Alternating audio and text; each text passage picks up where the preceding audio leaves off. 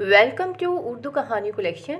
आपसे गुजारिश है कि उर्दू कहानी कलेक्शन को सब्सक्राइब और बेल आइकन को क्लिक कर दें ताकि नई आने वाली वीडियो का नोटिफिकेशन आपको बआसानी मिल सके। जुर्म और सज़ा की सनसनीखेज कहानी मलिक सफदर हयात का नावल। उम्मीद है आपको पसंद आएगा। कहानी शुरू करते हैं। बाज़-औक़ात कारोबार, हयात और मामलाती ज़िंदगी इतने हमवार और अमन व सुकून से चल रहे होते हैं कि इंसान को महसूस होता है कि ये दुनिया किसी जन्नत से कम नहीं। फिर अचानक कोई सनसनीखेज़ वाक़या रूनुमा हो जाता है। इन दिनों मैं शहर के मज़ाफ़ाती थाने में थानेदारी कर रहा था। एक सुबह इस इलाके का नंबरदार थाने में आया। नंबरदार ने इतला दी कि गांव से 400-500 गज़ दूर वीरान इलाके में एक लाश पड़ी हुई है। मालूम नहीं मर्द है कि औरत, क्योंकि लाश ज़मीन में दबी हुई है। सिर्फ एक हाथ बाहर है। हाथ की हड्डियां नंगी हो चुकी हैं और गोश्त किसी जानवर ने खाया हुआ है। मैं इसी वक्त 2 कांस्टेबलों को साथ लेकर नंबरदार के साथ रवाना हो गया। जिस जगह लाश दबी हुई थी वो जगह थाने से 1.5-2 मील दूर थी। इलाका वीरान था। एक एक 2-2 फुट ऊंची झाड़ियों से ये इलाका भरा पड़ा था। दरख्त भी बहुत थे। ये बंजर इलाका था। इस बंजर इलाके में परिंदों का शिकार खेलने के लिए शहर से अनाड़ी शिकारी आया करते थे। मैंने लाश का हाथ देखा जो किसी गीदड़ या और बला ने मट्टी से निकालकर थोड़ा सा खा लिया था।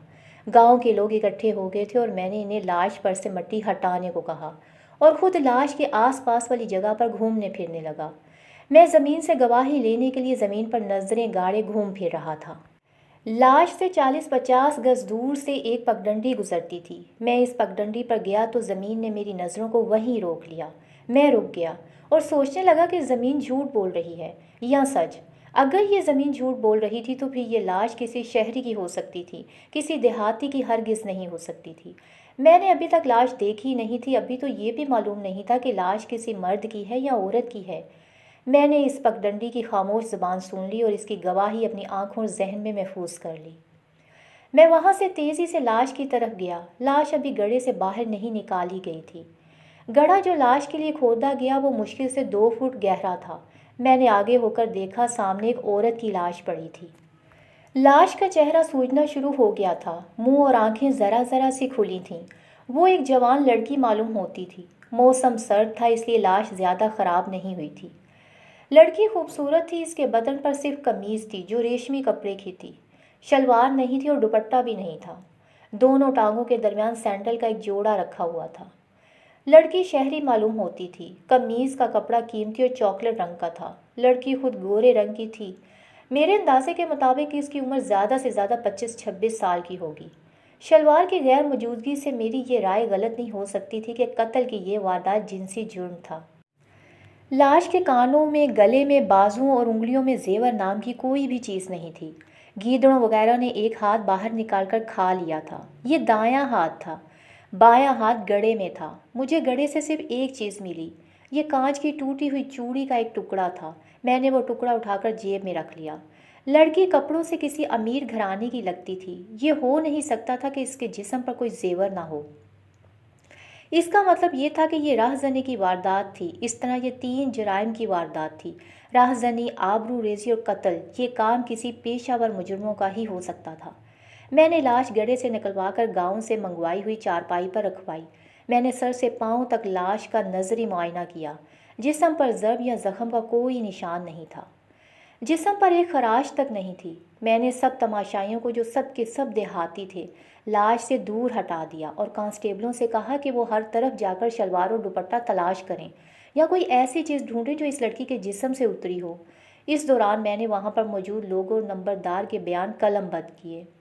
ज़रूरी कागजी कार्रवाई की। इन्हें कांच की टूटी हुई चूड़ियों के 3 टुकड़ों के सिवा कुछ भी ना मिला। लाश वहाँ से उठवाकर थाने भेजी और खुद वहाँ रह गया। मैंने नंबरदार को खुफिया हदायत दी, मुखबरों को अपना काम शुरू करने का कहा। फिर मैं भी थाने आ गया। मेरे जहन में पगडंडी की गवाही के सिवा कुछ भी नहीं था। पहले तो मैं खुश था कि ये लाश किसी देहाती की होगी और ये ख़ानदानी दुश्मनी या पानी के किसी झगड़े पर कत्ल किया गया होगा। ऐसे कत्ल की सुराग रसानी बहुत आसान होती है और मुखबर फ़ौरन पता चला लेते हैं।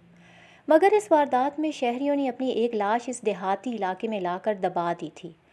मुझे उम्मीद की एक किरण नज़र आई कि शहर के किसी थाने में किसी जवान लड़की की गुमशुदगी की रिपोर्ट दर्ज कराई होगी। میں نے لاش کی قمیض کا ایک ٹکڑا پھاڑ کر اپنے پاس رکھ لیا اور لاش پوسٹ مارٹم کے لیے بھجوا دی اور خود ٹیلی فون لے کر بیٹھ گیا۔ 1 گھنٹہ صرف کر کے ارد گرد اور شہر کے تمام تھانوں سے پوچھا کہ کسی لڑکی کی گمشدگی کی رپورٹ تو نہیں آئی۔ ہر جگہ سے جواب نہ میں ملا۔ یہ جواب سن کر میں بڑی صبر آزما تفتیش کے لیے خود کو تیار کرنے لگا۔ سب سے پہلے فوٹوگرافر کا انتظام کر کے میں نے اسے ہسپتال روانہ کر دیا تاکہ لڑکی کے چہرے کی تصویریں لی جا سکیں۔ پھر ہسپتال والوں کو فون کیا اور کہا کہ لاش کو پوسٹ مارٹم کے بعد ہفتہ 10 دن کے لیے ہسپتال کے سرد خانے میں ہی رہنے دیں۔ پوسٹ مارٹم رپورٹ کے مطابق لڑکی کی موت سانس رکنے سے واقع ہوئی تھی، گلا نہیں گھونٹا گیا تھا۔ سانس روکنے کا طریقہ یہی ہو سکتا ہے کہ منہ یا ناک پر ہاتھ رکھ کر یا کسی کپڑے سے دبا کر سانس روکا گیا ہو۔ رپورٹ کے مطابق لڑکی کنواری نہیں تھی، لیکن اس نے ابھی کسی بچے کو جنم نہیں دیا تھا۔ اسے 3 روز پہلے مارا گیا تھا۔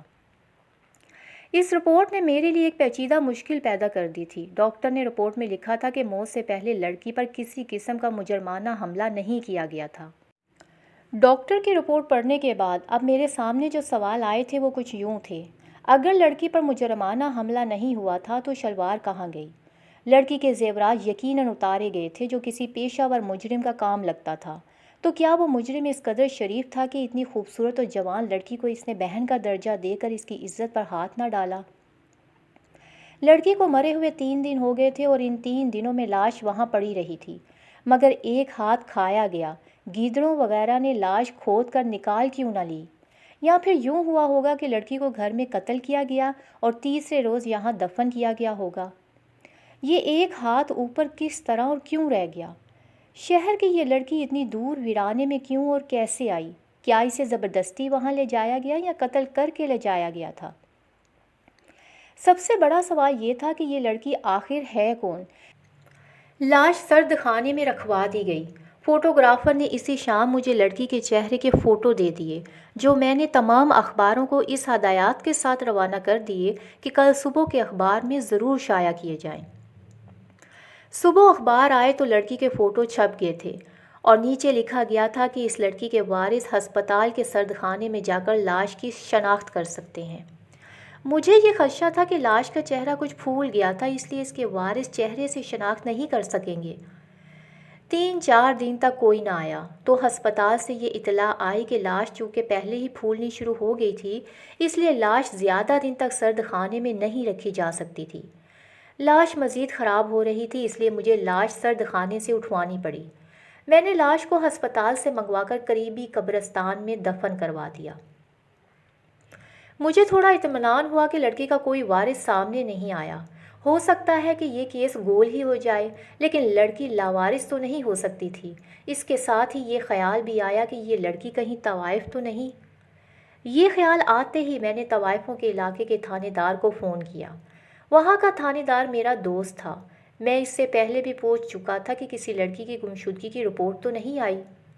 مجھے شک تھا کہ کوئی امیر زادہ رقابت کے جوش میں لڑکی کو قتل کر کے لاش میرے علاقے میں دبا گیا ہے۔ دوسرے دن اس تھانے دار نے مجھے اطلاع دے کر میری امیدوں پر پانی پھیر دیا۔ اس کے مطابق اس کے علاقے کی تمام طوائفیں پوری تھیں، کوئی بھی لاپتہ نہیں تھی۔ میں اس کیس کے بارے میں جتنا سوچتا جا رہا تھا اتنا ہی الجھتا جا رہا تھا۔ اس وقت دوپہر کا 1-1:30 بجا ہوگا کہ 2 دیہاتی دوڑے ہوئے تھانے آئے۔ انہوں نے نئے کپڑے پہنے ہوئے تھے جیسے عید یا شادی بیاہ کے موقع پر پہنے جاتے ہیں۔ وہ دونوں سخت گھبرائے ہوئے تھے۔ انہوں نے مجھے اطلاع دی کہ ان کے گاؤں میں ایک لڑکی کی شادی ہے، بارات آنے والی ہے اور لڑکی کی برادری کے کچھ لوگ بارات پر حملہ کرنے کے لیے تیار کھڑے ہیں۔ میں نے کہا لیکن وہ لوگ بارات پر حملہ کیوں کرنا چاہتے ہیں؟ تو انہوں نے کہا کہ بات دراصل یوں ہے کہ جو لوگ بارات پر حملہ کرنا چاہتے ہیں انہوں نے اس لڑکی کا رشتہ مانگا تھا جس کی شادی ہو رہی ہے، لیکن لڑکی والوں نے انہیں رشتہ دینے سے انکار کر دیا تھا۔ اب وہ لوگ لاٹھیاں اور کلہاڑیاں لے کر آنے والی بارات کے راستے میں کھڑے ہیں۔ بارات دوسرے گاؤں سے آ رہی ہے اور ادھر بارات والوں کو بھی اطلاع پہنچ چکی ہے اور وہ باراتی بھی کلہاڑیوں اور ڈنڈوں سے مسلح ہو کر آ رہے ہیں۔ گاؤں کے نمبردار نے ان دیہاتیوں کو تھانے بھیجا تھا کہ وہ تھانے میں اطلاع دے دیں کہ یہاں دنگا فساد ہونے والا ہے۔ میں نے 6-7 کانسٹیبل ساتھ لیے اور امن کے خطرے کو دبانے کے لیے فوراً روانہ ہو گیا۔ گاؤں میں پہنچے تو بہت سے لوگ نئے کپڑے پہنے ہوئے تھے۔ پولیس کو دیکھ کر گاؤں میں ہلچل سی مچ گئی۔ فوراً ہی ہمارے لیے نئی چارپائیاں نکال دی گئیں۔ نمبردار بھی وہاں موجود تھا۔ میں نے مطلوبہ پارٹی کے چند معتبر لوگوں کو بلایا اور انہیں ڈرایا دھمکایا اور اس کارروائی سے منع کیا۔ بارات 2 میل دور سے آ رہی تھی اور میں نے ایک آدمی کو دوسرے گاؤں یہ حکم دے کر بھیجا کہ وہ بارات آرام اور سکون سے لائیں اور وہ لوگ لاٹھیوں اور کلہاڑیوں کے بغیر آئیں، یہاں ان پر کوئی حملہ نہیں کرے گا۔ میں نے دیکھا تھا کہ وہاں پر فضا واقعی خون خرابے والی تھی۔ میں نے حملے کی تیاری کرنے والی پارٹی کے 3 سرگنوں کو تھانے بھیج دیا۔ ان کو تھانے بھیج کر میں نے آنے والی بارات کا انتظار کرنے لگا۔ میں وہاں پر موجود عورتوں اور بچوں کو دیکھنے لگا۔ سب نے رنگ برنگے کپڑے پہنے ہوئے تھے۔ عورتوں کے کپڑے بہت شوق تھے، بھڑکیلے اور گہرے رنگوں کے کپڑے جو خاصے سستے تھے۔ ان دنوں ایک کپڑا آتا تھا جسے ٹاسا کہتے تھے۔ اس وقت وہ کپڑا بہت چلتا تھا۔ یہ خاصا سستا کپڑا ہوتا تھا۔ دیہاتی یہی کپڑا پہنتے تھے کیونکہ اس میں شور شوخی زیادہ اور قیمت کم ہوتی تھی۔ ایسے کپڑے عورتیں عیدوں اور شادیوں پر پہنا کرتی تھیں۔ مجھ سے تقریباً 15-16 گز دور ایک درخت کے نیچے 6 عورتیں اور کچھ بچے کھڑے تھے۔ ان سب میں کوئی خاص بات نہیں تھی کہ میں انہیں غور سے دیکھتا۔ ان پر اڑتی ہوئی نگاہ پڑی تو ایک عورت نے میری نظر کو بالکل اس طرح جکڑ لیا جس طرح لاش برآمد ہوتے وقت پگڈنڈی نے میری نظروں کو جکڑ لیا تھا۔ اس عورت کا رنگ دوسری عورتوں کی نسبت قدرے صاف تھا، جسم بھی اچھا تھا۔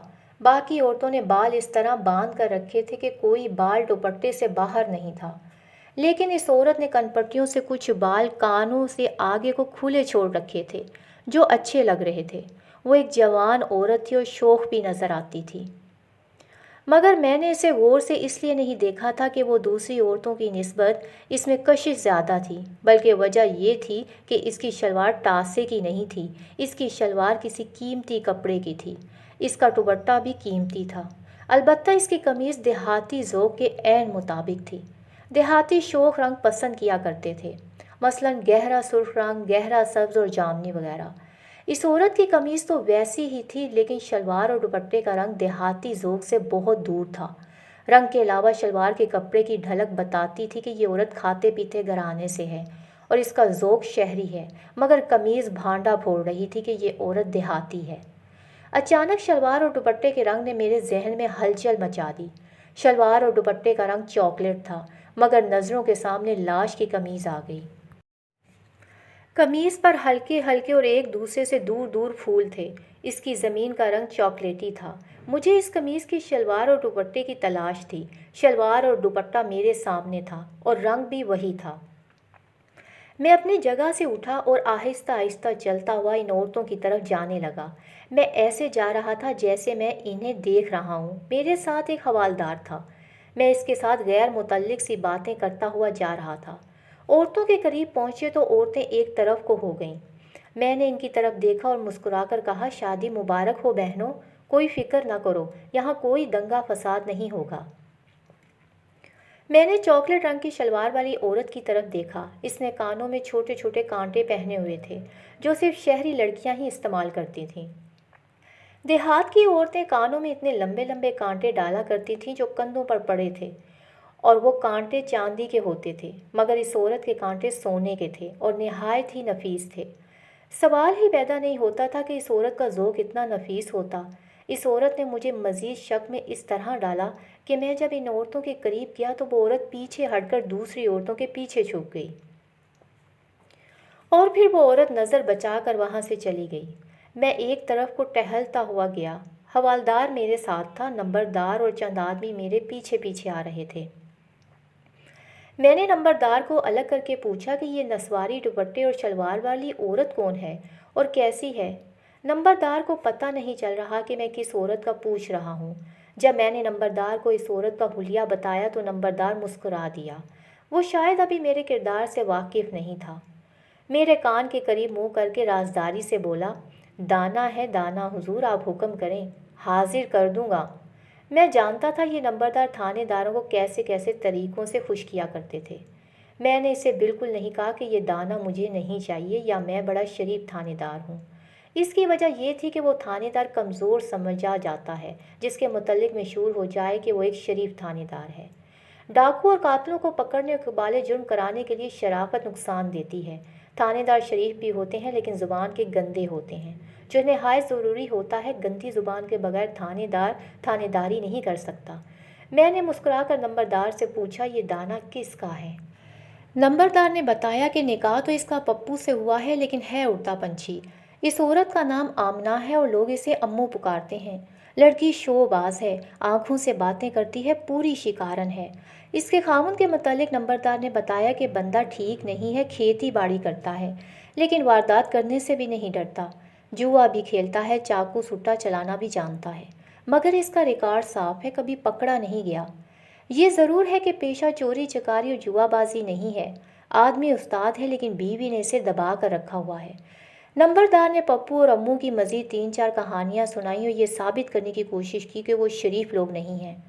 مجھے یہ سن کر خوشی ہوئی، میرا مسئلہ حل ہونے کی صورت پیدا ہو رہی تھی۔ امو کی شلوار، دوپٹہ اور کانٹے بتا رہے تھے کہ یہ مقتولہ کے جسم سے اتارے گئے ہیں۔ قمیض اتارنی مشکل تھی، اس سے نہیں اتاری گئی کیونکہ لاش کے جسم سے قمیض کاٹ کر یا پھاڑ کر ہی اتاری جا سکتی ہے۔ لیکن سوال یہ تھا کہ یہ شہری لڑکی اتنی دور کس طرح آئی؟ یہ تو ہو نہیں سکتا کہ یہ دیہاتی آدمی پپو اسے شہر سے ورگلا کر لایا ہو۔ صرف ایک ہی صورت سمجھ آتی تھی کہ پپو شہر کے کسی جرائم پیشہ گروہ کا آدمی ہے۔ بہرحال جو کچھ بھی تھا وہ اسی گاؤں میں یا پپو کے گھر میں تھا۔ میں نے نمبردار سے کہا کہ وہ مجھے پپو کے گھر لے چلے۔ پپو کے گھر کے سامنے پہنچے تو میں نے حوالدار اور نمبردار کو باہر ہی کھڑا رہنے کو کہا اور خود اکیلا اندر چلا گیا۔ شہر میں کوئی نہیں تھا۔ میں نے آواز دی تو پپو کمرے کے اندر سے نکلا، مجھے دیکھا تو دوڑ کر مجھ سے ہاتھ ملایا اور فٹافٹ ایک چارپائی اٹھا لایا۔ میں نے چارپائی پر بیٹھتے ہوئے کہا، تمہاری بیوی امو کہاں ہے؟ اس نے کہا اندر کمرے میں ہے سرکار۔ میں نے کہا اسے باہر بلاؤ تو پپو بولا کیوں سرکار، ہم غریبوں سے کوئی بھول چوک ہو گئی ہے کیا؟ پپو نے غلاموں کی طرح ہاتھ جوڑتے ہوئے کہا، ہم تو بڑے غریب لوگ ہیں سرکار۔ میں نے کہا کچھ نہیں ہوا، تم ڈر کیوں رہے ہو؟ تم سے اور تمہاری بیوی سے کچھ باتیں پوچھنی ہے، وہ پوچھ کر چلا جاؤں گا، تم گھبراتے کیوں ہو؟ اس نے میرے گھٹنوں کو پکڑتے ہوئے کہا، چلے کیوں جائیں گے سرکار، ہم آپ کو سر آنکھوں پر بٹھائیں گے۔ میں نے ایک بار پھر کہا کہ وہ اپنی بیوی کو باہر بلائے۔ بلاتا ہوں سرکار، وہ تو آپ کی باندھی ہے اور وہ تو آپ کے قدموں میں بیٹھے گی۔ وہ بیوی کو بلانے کی بجائے بولتا ہی چلا جا رہا تھا۔ اس سے مجھے شک ہوا جیسے وہ بیوی کو بلانے میں دنستہ دیر کر رہا ہے۔ میں نے خود ہی آواز دے دی، امو باہر آؤ۔ پپو فوراً ہی اٹھ کر دوڑ کر کمرے کی طرف گیا اور کہا، میں بلاتا ہوں سرکار۔ پھر بھی انہوں نے باہر آتے آتے کچھ وقت لگایا۔ میں نے امو کو دیکھا، اب اس کا دوپٹہ اور شلوار چاکلیٹ رنگ کی نہ تھی۔ کانوں میں بھی چھوٹے کانٹوں کی جگہ چاندی کے بڑے بڑے کانٹے تھے۔ اب اس کی شلوار اور دوپٹہ قمیض کے ساتھ کا تھا۔ یہ تھا اس اصلی دیہاتن کا روپ، اور پسند وہ آ کر میرے سامنے کھڑی ہو گئی۔ میں نے اسے بیٹھنے کو کہا اور پپو سے کہا کہ وہ اندر کمرے میں چلا جائے یا ہم سے دور ہو کر کھڑا ہو جائے، میں امو سے اکیلے میں کچھ پوچھنا چاہتا ہوں۔